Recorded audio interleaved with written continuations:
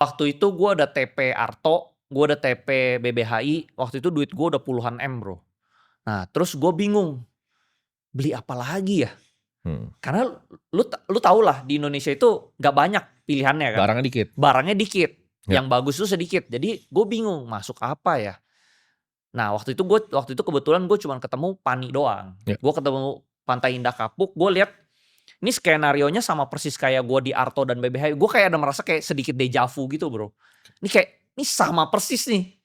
Pokoknya nih gue merasa nih Arto di backdoor, RI1, RI2, BBHI di backdoor RI1, RI2. Ini juga sama nih story-nya. Udah ada cerita dia mau RI juga. Di berita waktu itu, gue bukan insider, gue waktu itu tuh bener-bener orang misalnya bilang ya, gue insider di Pani.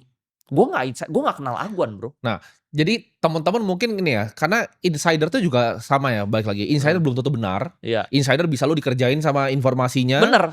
Dan biasanya kita tuh sebagai pelaku pasar tuh bikin due diligence sendiri Bro. Kayak misalnya di luar negeri ya. Kalau riset yang luar negeri udah gila-gila Bro.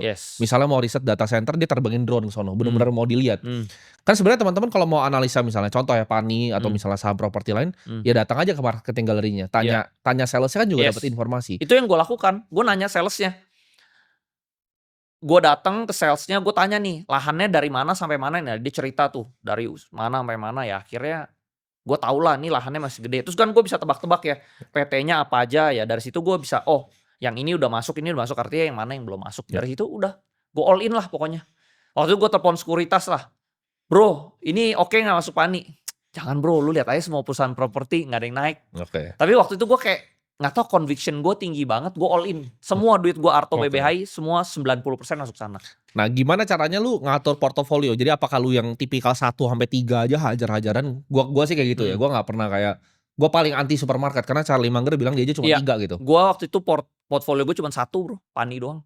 Oke, hajar full dorong. 90%. Margin gak atau? Enggak, cash. Cash dorong semua full? Cash dorong full. Tapi gue itu belinya 4 bulan. Karena waktu itu Pani itu sangat gak liquid. Jadi gue tiap hari cicil beli sampai 3 bulanan lah. Terus itu gak gerak bro. 5 bulan gak gerak, baru bulan ke-6 dia terbang. Terbang.